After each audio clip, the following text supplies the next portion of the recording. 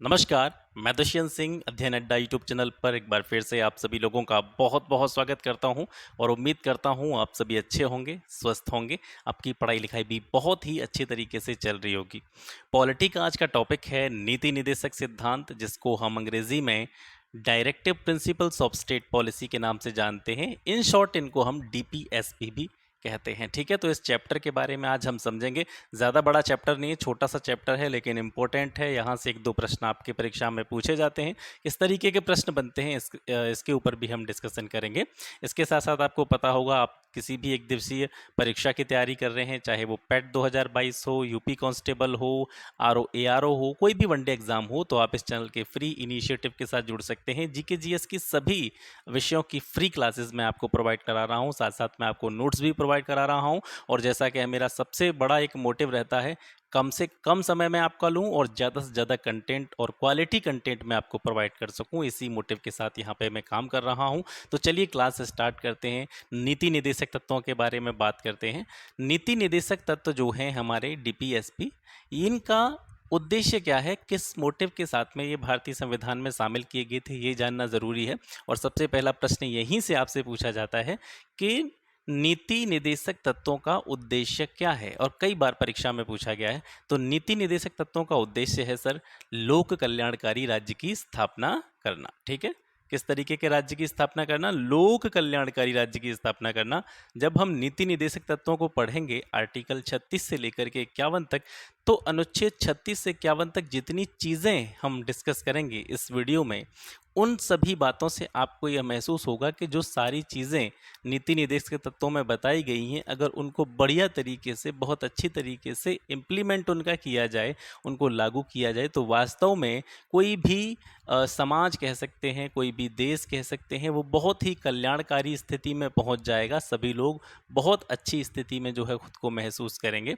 संवैधानिक उपबंधों की बात करें तो भारतीय संविधान के भाग 4 में, कौन से भाग में? भाग 4 में अनुच्छेद 36 से 51 तक नीति निदेशक तत्वों के बारे में बताया गया है। इसका सोर्स क्या है? हालांकि हम जब संविधान की विशेषता पढ़ रहे थे, तो तब हमने जाना था कि भारतीय संविधान में कौन सा प्रावधान किस देश के संविधान से लिया गया है, लेकिन फिर भी पार्टिकुलर किसी टॉपिक को हम पढ़ रहे हैं, तो उसके साथ साथ भी ये जान लेना आवश्यक हो जाता है। ठीक है, तो संवैधानिक उपबंध आपको पता चल गया। भाग 4 में नीति निदेशक तत्व दिए गए हैं। 36 से 51 तक जो है अनुच्छेदों में ये बटे हुए हैं। इसका सोर्स क्या है? किस देश के संविधान से प्रेरित होकर के नीति निदेशक तत्व भारतीय संविधान में लिए गए हैं? तो वो आयरलैंड का संविधान है। ठीक है, नीति निदेशक तत्वों की अगर हम डेफिनेशन देखें या नीति निदेशक तत्वों का एक उद्देश्य या मोटिव समझने की कोशिश करें, तो जब हम प्रस्तावना पढ़ रहे थे, तो प्रस्तावना में आपने देखा था कि राजनीतिक, सामाजिक और आर्थिक न्याय की बात उसमें की गई थी। जब हमने प्रियम्बल को डिस्कस किया था, तो हमने उसमें 3 प्रकार के न्याय देखे थे: राजनीतिक न्याय, आर्थिक न्याय और सामाजिक न्याय। ठीक है, तो इन तीनों न्याय और जो भी समानता, स्वतंत्रता और भाईचारे का जो एक मैसेज था प्रियम्बल में, प्रस्तावना में, उसी को आधार मान करके या उसी मोटिव के साथ में, उसी पर्सपेक्टिव के साथ में नीति निदेशक तत्वों को रखा गया है। ठीक है, नीति निदेशक तत्वों के बारे में भी अलग अलग जो भी कह सकते हैं न्यायविद थे या महापुरुष थे, या फिर हम कह सकते हैं संविधान के जानने वाले थे या प्रमुख नेता थे, उनके द्वारा अलग अलग रूप से इसके बारे में कुछ कोटेशंस दी गई हैं, कुछ कथन दिए गए हैं। तो देखें, यहाँ से कोटेशन से भी प्रश्न पूछे जाते हैं। आपको पता ही होगा, देखा होगा आपने, जब भी आप मॉक लगाते होंगे या प्रैक्टिस सेट्स लगाते होंगे, तो इनसे भी प्रश्न बनते हैं। तो नीति निदेशक तत्वों का राज्य प्राधिकारियों के लिए शैक्षिक महत्व है, यह कथन किसने कहा था? ये BN राव ने कहा था। निदेशक तत्व जो हैं, ये सामाजिक क्रांति के उद्देश्यों की प्राप्ति के माध्यम है। यानी समाज में अगर कोई रिवॉल्यूशन पैदा करनी हो, तो वो किसकी थ्रू प्राप्त की जा सकती है? डीपीएसपी के द्वारा प्राप्त की जा सकती है, नीति निदेशक तत्वों के द्वारा प्राप्त की जा सकती है। यह कथन किसका है? ये ग्रेनविल ऑस्टिन का कथन है। नीति निदेशक तत्वों का बहुत बड़ा मूल्य है। ये भारतीय राज्य व्यवस्था के लक्ष्य, कौन कौन से लक्ष्य? आर्थिक लोकतंत्र को निर्धारित करते हैं, जैसा कि राजनीतिक लोकतंत्र में प्रकट होता है। यह कथन नीति निदेशक तत्वों के विषय में किसने कहा था? डॉक्टर भीमराव अंबेडकर के द्वारा इसको कहा गया था। अब कुछ प्रमुख अनुच्छेद जो कि नीति निर्देशक तत्वों से संबंधित हैं उनको देख लेते हैं। वैसे तो मैंने यहाँ पे सारे आर्टिकल्स इसमें लिखे हैं 36 से लेकर 51 तक। प्रत्येक आर्टिकल में जो चीज़ें लिखी हुई हैं, जो बातें लिखी हुई हैं, उन सभी को मैं आपको एक्सप्लेन करूँगा, समझाऊँगा। लेकिन इसके साथ साथ मैं आपको ये भी बताता चलूँगा कि इसमें से कौन से आर्टिकल से जो प्रावधान दिया गया है, तो कौन सा आर्टिकल जो है ज़्यादा चांसेस रहते हैं और कौन सा आर्टिकल बार बार अब तक की जो परीक्षाएं हुई हैं, चाहे कि कोई भी परीक्षा हुई हो, यूपीपीएससी की परीक्षा हुई हो, यूपी ट्रिपल एससी की जितने भी एग्ज़ाम होते हैं वो सारी परीक्षाएं हो, तो कौन से आर्टिकल कह सकते हैं ज़्यादा से ज़्यादा बार अब तक पूछे गए हैं। ठीक है, तो चलिए देख लेते हैं अनुच्छेदों को। तो अनुच्छेद 36 जो है वो क्या बताता है, नीति निर्देशक तत्वों के संदर्भ में राज्य का क्या कर्तव्य है, राज्य किसे कहते हैं, राज्य की परिभाषा क्या है, किसके संदर्भ में, किसके रिस्पेक्ट में बात हो रही है यहाँ पे, नीति निर्देशक तत्वों के रिस्पेक्ट में। तो 36 जो है नीति निर्देशक तत्वों के संदर्भ में राज्य की परिभाषा की व्याख्या करता है। 39 जो है, वैसे इसमें से 37 38 था तो वो कभी पूछे नहीं जाते हैं और बहुत ज़्यादा मतलब इम्पोर्टेंट भी नहीं है, तो मैंने जनरली यहाँ पर उन्हीं चीज़ों को रखा है जो कि ज़्यादा महत्वपूर्ण है। एक आध अनुच्छेद ऐसा है जो कि नहीं पूछा जाता है और ना ही इतना महत्वपूर्ण है, तो मैंने उसको यहाँ पर नहीं लिखा है। ठीक है, बाकी आपके पास सभी के पास बुक्स हैं, वहाँ से आप देख सकते हैं। और किसी भी चीज़ की आपको कोई क्वेरी हो, कोई भी आपका क्वेश्चन हो, कोई भी आपका पॉइंट हो जो आपकी समझ में नहीं आ रहा हो, तो कमेंट के थ्रू आप मुझसे पूछ सकते हैं। ठीक है, 39 जो आर्टिकल है ये क्या कहता है, जो भी पुरुष या स्त्री होते हैं या सभी नागरिक जो भी हैं उनको आजीविका के पर्याप्त साधन प्राप्त करने का अधिकार है। चाहे पुरुष हो, चाहे स्त्री हो या भारत का कोई भी नागरिक हो, वो अपनी आजीविका के लिए, अपने जीवन यापन के लिए, ठीक है, अपने जो भी दैनिक जीवन में जो भी ज़रूरतें होती हैं उनको पूरा करने के लिए जो भी आजीविका की आवश्यकता होती है उसके पर्याप्त साधन सुधारने का जो है उसको अधिकार दिया गया है। इसके अलावा स्त्री और पुरुषों को समान कार्य के लिए समान वेतन के देने का भी प्रावधान जो है आर्टिकल 39 करता है। यानी कि ऐसा नहीं होगा कि एक ही काम स्त्री के द्वारा, मतलब सेम चीज़ जो है उसी काम को कोई स्त्री कर रही है, उसी काम को कोई पुरुष कर रहा है, लेकिन उनके लैंगिक भेदभाव के आधार पर उनको अलग अलग वेतन एक ही काम का दिया जा रहा है या एक ही चीज़ के लिए उनको अलग अलग तरह से ट्रीट किया जा रहा है, तो ऐसी चीज़ें नहीं होनी चाहिए। समान कार्य के लिए समान वेतन का प्रावधान आर्टिकल 39 करता है। 39 क में क्या है, और ये महत्वपूर्ण है, ठीक है, 39 का बहुत ही महत्वपूर्ण है। समान अवसर के आधार पर न्याय देना, यानी चाहे स्त्री हो, पुरुष हो या किसी भी धर्म, जाति, वर्ग से रिलेटेड आदमी हो, उसको अगर कोई भी जस्टिफिकेशन या कोई भी जस्टिस की, न्याय की आवश्यकता है उसको, तो उसको न्याय का भी समान अवसर मिलना चाहिए। ऐसा नहीं कि किसी को धर्म के आधार पर न्याय से वंचित कर दिया जा सकता है, वर्ग के आधार पर किसी को न्याय नहीं मिले, ठीक है, जाति के आधार पर किसी को न्याय से वंचित किया जाए, ऐसी सारी चीज़ें नहीं होनी चाहिए। तो समान अवसर के आधार पर न्याय देना, और इसके साथ साथ अगर किसी को कानूनी सहायता की आवश्यकता है तो उसको निःशुल्क कानूनी सहायता प्रदान करना आर्टिकल जो 39 का है वो सुनिश्चित करता है। इसमें से जो सबसे ज़्यादा प्रश्न पूछा गया है, सबसे ज़्यादा बार पूछा गया है आर्टिकल 39 से, तो वो क्या पूछा गया है कि निःशुल्क कानूनी सहायता उपलब्ध कराने से रिलेटेड जो आर्टिकल है नीति निर्देशक तत्वों का वो कौन सा है, तो आप याद रखेंगे 39 का। और ये जो है नीति निर्देशक तत्वों में किस संविधान संशोधन के द्वारा शामिल किया गया था, 42वां संविधान संशोधन जो था 1976 का, उसके द्वारा आर्टिकल 39 का जोड़ा गया था। 40 ये भी बहुत ही महत्वपूर्ण है, कई बार पूछा गया है कि ग्राम पंचायतों की स्थापना का प्रावधान संविधान का कौन सा अनुच्छेद करता है। ग्राम पंचायतों की स्थापना का प्रावधान कौन सा अनुच्छेद करता है, तो अनुच्छेद 40 करता है। अब इसमें आप त्रिस्तरीय पंचायती राज व्यवस्था की तरफ आपको नहीं जाना है, जहां पर 73 और 74th अमेंडमेंट जो कॉन्स्टिट्यूशन के हुए थे, 73वां और 74वां संविधान संशोधन, वो स्थानीय स्थायी सुशासन और नगरीय स्थायी सुशासन से संबंधित हैं। और वहाँ पर जो पूरा जो बात की गई है, जैसे ग्रामीण स्थायी सुशासन के संबंध में अगर हम देखें तो जो भी ग्राम पंचायत, क्षेत्र पंचायत, जिला पंचायत, इनके बारे में बात की गई है। तो ये क्वेश्चन अगर आ जाए कि ग्राम पंचायतों की स्थापना से संबंधित अनुच्छेद कौन सा है, तो आप उसमें उधर मत चले जाइएगा।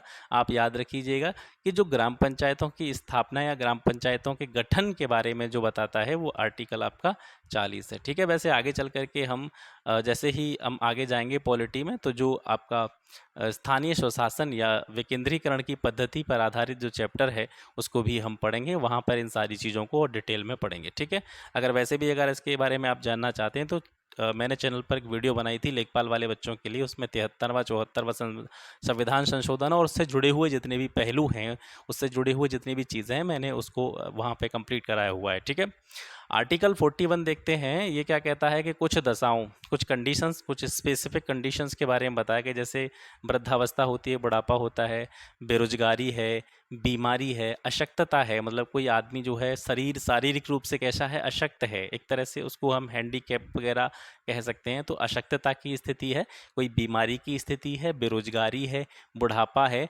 इन सभी कंडीशंस में काम, शिक्षा, लोक सहायता पाने का अधिकार सुनिश्चित करने के लिए राज्य जो है क्या करेगा, प्रभावी रूप से प्रावधान करेगा। मतलब कोई व्यक्ति है, वो बूढ़ा है, ठीक है, उसको काम के प्रति, शिक्षा के प्रति, लोक सहायता यानी उसको अगर किसी पब्लिक हेल्प की आवश्यकता है, सरकारी हेल्प की आवश्यकता है, और ये उनका अधिकार भी है, लेकिन क्या होता है कुछ कंडीशंस जो है जीवन में ऐसी होती हैं, जैसे जैसे वृद्ध होता जाता है व्यक्ति, या वो बेरोजगार होता है, या किसी बीमारी से जूझ रहा होता है, या शारीरिक रूप से वो अशक्त होता है, तो उसको ये सारी चीज़ें सुनिश्चित नहीं हो पाती हैं ढंग से।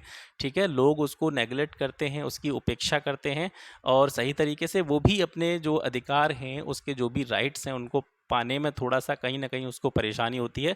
तो राज्य जो है वो एक प्रभावी प्रावधान करेगा इन सभी कंडीशंस में, ये सारी चीज़ें लोगों को आवश्यक रूप से सुनिश्चित हो सकें। ठीक है, और एक यहाँ पर एक और मैं क्लैरिफिकेशन आपको देना चाहूँगा, जैसे इससे पहले हमने मूल अधिकार पढ़े थे, तो मूल अधिकार जो हैं, मूल अधिकार और नीति निदेशक तत्व, इन दोनों को कंपेयर करते हुए भी कभी कभी क्वेश्चन सर पूछ लिया जाता है। नीति निदेशक तत्व और मूल अधिकार, इन दोनों को कंपेयर करते हुए भी कभी कभी क्वेश्चन पूछ लेता है, तो उसको भी समझना आवश्यक है कि जो मूल अधिकार है वो क्या है, वो नागरिकों को दिए हुए अधिकार हैं। वो स्पेशली किसके लिए हैं, जो भी सिटीजन हैं, नागरिक हैं भारत के, उनको दिए गए हैं, और वो राज्य के विरुद्ध हैं एक तरह से। उसकी उनकी प्रकृति जो है वो ऐसी है कि वे नागरिकों को दिए हुए ऐसे अधिकार हैं जिनकी प्रति जो प्रकृति है, जिनका नेचर जो है वो राज्य के विरुद्ध है। क्योंकि राज्य भी अगर किसी के मूल अधिकारों का हनन हो रहा होता है, या किसी के मूल अधिकारों के साथ में कोई छेड़छाड़ हो रही होती है, तो राज्य भी जो है उसमें कोई भी अपना इंटरफेयर नहीं कर सकता, राज्य को भी उसको प्रोटेक्ट करना होगा। जबकि अगर हम देखते हैं नीति निदेशक तत्वों के बारे में, तो कहीं ना कहीं ये राज्य के कर्तव्य हैं कि नीति निदेशक तत्वों में आर्टिकल 36 से लेकर 51 तक जो भी प्रावधान दिए गए हैं, उनको लोगों तक पहुंचाने के लिए, उनको लोगों यानी जो जनसामान्य है हमारा, उस तक उसकी पहुंच सुनिश्चित करने के लिए राज्य जो है वो प्रभावी प्रावधान समय समय पर करेगा। ये राज्य को दिए हुए क्या हैं, संविधान निर्माताओं के द्वारा राज्य को दिए गए ये क्या हैं, निर्देश हैं। ठीक है, एक तरह से डायरेक्शंस हैं ये। अब देखते हैं आपका 42 अनुच्छेद 42, इसमें क्या बताया गया है, कार्य की न्याय संगत और मानवीय दशाओं का तथा मातृत्व सुरक्षा हेतु सहायता का उत्पन्न। ठीक है, 42 में कार्य, जैसे कोई भी मान के चलिए कोई महिला है, ठीक है, वो बीमार है, या मान लीजिए उसको हम जैसे गर्भवती है, वो प्रेग्नेंट है, तो उसकी मातृत्व सुरक्षा के लिए कार्य को इस तरीके से न्याय संगत तरीके से किया जाना चाहिए, एक तरह से मानवीय जो है व्यवहार उनके साथ किया जाना चाहिए। ज़बरदस्ती फोर्सफुली किसी को भी इस तरह की कंडीशंस में उससे कार्य नहीं लिया जाए, और कहीं ना कहीं उसकी मातृत्व सुरक्षा हेतु सरकार जो है, या गवर्नमेंट जो है, या राज्य जो है, उसकी सहायता के लिए क्या बनाए, उपबंध बनाए। ये जो है आर्टिकल आपका 42 कहता है।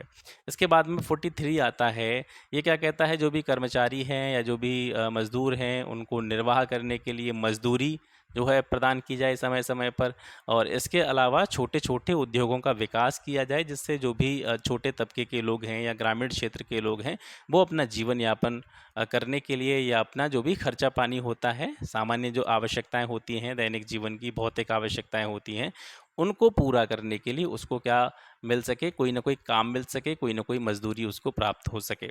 43 का क्या कहता है कि उद्योगों के प्रबंध में मजदूरों की भागीदारी के लिए उपयुक्त विधान बनाना, यानी जो भी इंडस्ट्रीज़ होती हैं, जो भी उद्योग होते हैं, उनके प्रबंध के लिए, उनके मैनेजमेंट के लिए ज़रूरी नहीं है जो ऊपर यानी बड़े स्तर पर, बड़े लेवल पर बैठे हुए लोग हैं वही उसमें इन्वॉल्व रहें।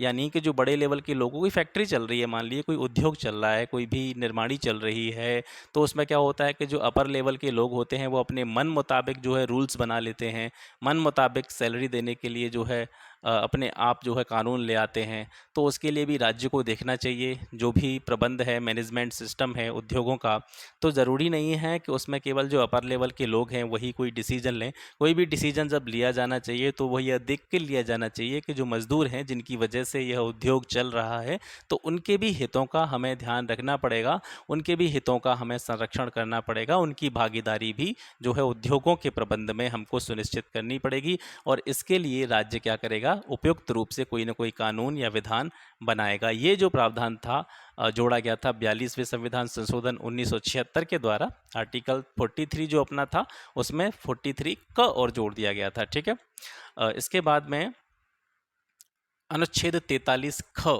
ठीक है, 43 का जो था वो 42वें संविधान संशोधन के द्वारा जोड़ा गया था, और 43 ख जो था वो 97वां संविधान संशोधन 2011 में जो हुआ था उसके द्वारा जोड़ा गया था।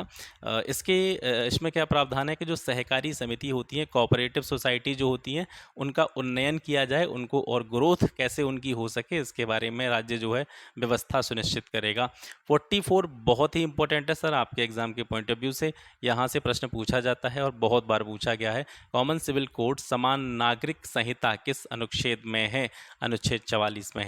अनुच्छेद 45 क्या कहता है? ये भी बहुत इंपॉर्टेंट है, मैंने देखिए हाईलाइट कर रखा है जगह जगह पर, जो जो चीज़ें ऐसी हैं जो बार बार रिपीट होती हैं एग्जाम्स में, जो बार बार पूछी जाती हैं, उन चीज़ों को मैंने क्या कर लिया, हाईलाइट कर लिया है, तो इससे आप आसानी से आइडिया लगा सकते हैं। तो आर्टिकल 45 क्या करता है कि 6 वर्ष से कमाई के जो भी बच्चे हैं उनको शिक्षा और उनकी देखभाल जो है की जानी चाहिए, ये माता पिता का कर्तव्य है। ठीक है, और राज्य इसके लिए प्रावधान भी बनाएगा। ये 86वें संविधान संशोधन 2002 के द्वारा नीति निर्देशक तत्वों में शामिल किया गया था। ठीक है, आर्टिकल 45।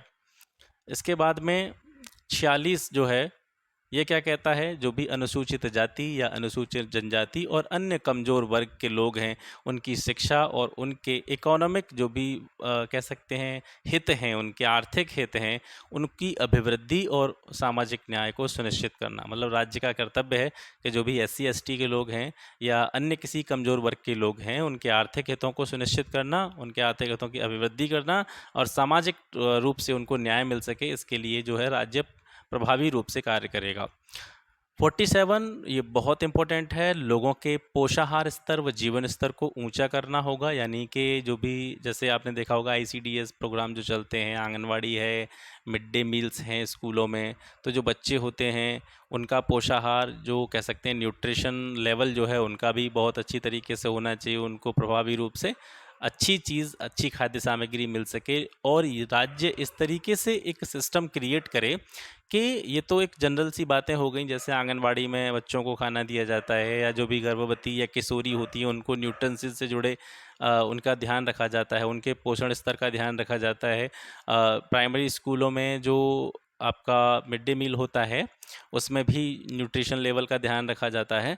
लेकिन इसके साथ साथ जो बाकी के लोग हैं, बाकी का जो हमारा तबका है, ऐसा एक सिस्टम क्रिएट करे स्टेट कि इन लोगों को भी जो है अच्छा खाना मिल सके, इनका जो पोषण स्तर है उसमें सुधार हो सके, जीवन स्तर इनका ऊंचा हो सके। इस तरीके की अपॉर्चुनिटी जो है राज्य को बनानी होंगी, जिससे इन लोगों को अच्छी तरीके से काम मिल सके और वो अपने जो कह सकते हैं एक सामान्य जीवन स्तर जी रहे हैं उससे ऊपर उठ करके थोड़ा सा अपने जीवन को अच्छा बना सकें। ठीक है, लोक स्वास्थ्य का सुधार, हेल्थ सर्विस जो है हमको बहुत अच्छी करनी होंगी, जिससे लोगों को किसी भी प्रकार की हेल्थ इश्यू ना हो। तो लोक स्वास्थ्य में एक सुधार का जो है कर्तव्य है राज्य का। इसके साथ साथ में जो मादक पेय होते हैं, जैसे शराब वगैरह होती, मदिरा होती है, नशीले पदार्थ, ड्रग्स वगैरह, जो भी सारी चीज़ें होती हैं जो कहीं ना कहीं स्वास्थ्य के लिए हानिकारक होती हैं, उनके सेवन के प्रतिषेध का प्रयास किया जाए। ये चीज़ें जो है कह सकते हैं कि इनके लिए ऐसे कानून बनाए जाएं कि लोग इनका सेवन न कर सकें, या इनके लिए कठोर जो है नियम बनाए जाने की आवश्यकता है। ठीक है, इससे आगे देखते हैं आर्टिकल 48 कृषि पशुपालन का संगठन, ये भी इम्पोर्टेंट है। कृषि एवं पशुपालन का संगठन, और जो भी दूध देने वाले पशु होते हैं या फिर भार ढोने वाले या बोझा ढोने वाले जो पशु होते हैं, उनकी जो नस्लें हैं, उनकी जो ब्रीड है, उनका क्या प्रोटेक्शन किया जाए, परिरक्षण किया जाए और उनके वध का जो है प्रतिषेध किया जाए। ये सुनिश्चित किया जाए कि ये लोग जो हैं क्या कर सकें, इनका प्रोटेक्शन कर सकें। ठीक है, जो भी दुधारू पशु हैं, वाहक पशु हैं, या जो भी कृषि क्षेत्र में लगे हुए पशु हैं या कृषि क्षेत्र से जुड़े हुए पशु हैं, इनका जो है संरक्षण ज़्यादा से ज़्यादा मात्रा में किया जाना चाहिए। 48 क या 48 ए ये पर्यावरण के संरक्षण और पर्यावरण के संवर्धन से संबंधित है। ये कहता है कि हमें वनों की रक्षा करनी चाहिए, वन्य जीवों की रक्षा करनी चाहिए, और ये भी 42वें संविधान संशोधन 1976 के द्वारा इसमें जोड़ा गया था, आर्टिकल 48 के। अनुच्छेद 49 कहता है जो राष्ट्रीय महत्व के स्मारक हैं या स्थान हैं या राष्ट्रीय महत्व की जो वस्तुएं हैं, उनका संरक्षण हमको करना होगा, और उनका संरक्षण करने के लिए राज्य जो है प्रभावी प्रावधान करेगा। ठीक है, आर्टिकल 50 क्या कहता है, राज्य की लोक सेवा जो होती है उसमें कार्यपालिका से न्यायपालिका के पृथक्करण के लिए राज्य को कदम उठाने होंगे। और लास्ट में जो 51 है, अंतर्राष्ट्रीय शांति एवं सुरक्षा की अभिवृद्धि करनी होगी। हमें इस तरीके से काम करना होगा, हमें इस तरीके का माहौल बनाना पड़ेगा कि इंटरनेशनल लेवल पे जो है शांति या पीस एस्टेब्लिश हो सके, और सभी लोग एक दूसरे से डरने या प्रतिस्पर्धा भी देखो अलग अलग तरह की होती है। एक प्रतिस्पर्धा वो होती है एक दूसरे से आगे निकलने की होड़ होती है, एक प्रतिस्पर्धा जो होती है एक दूसरे को नीचा दिखाने वाली या एक दूसरे का विरोध करने वाली जो प्रतिस्पर्धा होती है, उससे दूर हट के अंतर्राष्ट्रीय शांति और सुरक्षा जो है वो स्थापित की जा सके। ये आर्टिकल 51 में प्रावधान किया गया है। ठीक है, कुछ इंपॉर्टेंट पॉइंट्स देख लेते हैं। नीति निदेशक तत्व जो है ये न्यायालय द्वारा प्रवर्तनीय नहीं है, मतलब न्यायालय के द्वारा इनको संरक्षण प्राप्त नहीं है, ये आर्टिकल 37 कहता है। ये राज्यों को सौंपे गए दायित्व हैं, मतलब राज्यों की रिस्पॉन्सिबिलिटी है, राज्यों को इसको लागू करवाना है। और ये जितने भी प्रावधान इसमें दिए गए हैं 36 to 51, 36 से 51 तक, राज्य का कर्तव्य है कि इनको पालन करने के लिए या इनका सुचारू रूप से एक तरह से इनको इम्प्लीमेंट करने के लिए राज्य जो है प्रयास करेगा। इसके बारे में मैं पिछली बार अभी थोड़ी देर पहले इसी वीडियो में डिस्कस कर चुके हैं कि जो नीति निर्देशक तत्व हैं एक तरह से राज्यों को सौंपे गए हैं। ठीक है, इनका स्वरूप जो है वो सकारात्मक है, ये नैतिकता पर आधारित है। जितनी भी चीज़ें आपने पढ़ी एक तरह से मोरल चीज़ें हैं। ठीक है, एक दूसरे से हमको कोऑपरेशन की भावना करनी चाहिए, जाति धर्म लिंग भेद के आधार पर किसी को भी अवसर की समानता से दूर नहीं किया जा सकता है, समान कार्य के लिए समान वेतन मिले सबको, निःशुल्क कानूनी सहायता मिले। ठीक है, तो इस तरीके की मोरली जो चीज़ें होती हैं, एक नैतिक शिक्षा वाली चीज़ें होती हैं, वो कहीं ना कहीं हम यहाँ पर परिलक्षित होती हैं नीति निर्देशक सिद्धांतों में। तो कहीं ना कहीं इनके बारे में हम ये कह सकते हैं कि ये नैतिकता पर आधारित है, और इनको न्यायालय का कोई विशेष संरक्षण भी प्राप्त नहीं है। जिस तरीके से मूल अधिकार का जो प्रोटेक्शन है, ठीक है, मूल अधिकारों की सुरक्षा की गारंटी न्यायालय आपको प्रदान करता है, लेकिन जो नीति निर्देशक तत्व हैं इन पर कोई विशेष संरक्षण जो है न्यायालय का नहीं है। जब तक ये लागू न किए जाएं, मतलब जब तक इनका इम्प्लीमेंटेशन नहीं किया जा रहा है, तब तक इनको ऐसा माना जा सकता है कि ये निलंबित हैं। मूल अधिकार निलंबित नहीं किया जा सकते। वो एक विशेष परिस्थिति में आर्टिकल 2021 को छोड़ करके, जो मूल अधिकारों की बात कर रहा हूँ, विशेष परिस्थिति जैसे राष्ट्रीय आपातकाल की कोई स्थिति आ जाती है, तो उसमें आर्टिकल 2021 को छोड़ करके बाकी के जो अपने मूल अधिकार होते हैं वो निलंबित किए जा सकते हैं।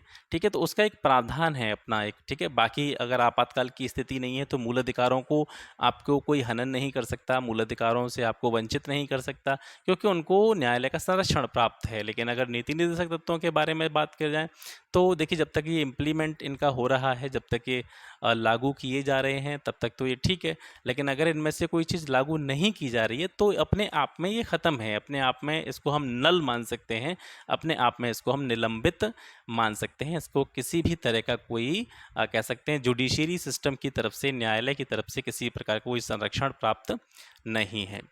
ठीक है, एक और कोटेशन है, ये वहाँ पर छूट गई थी तो मैंने उसको यहाँ पर ऐड कर दिया है।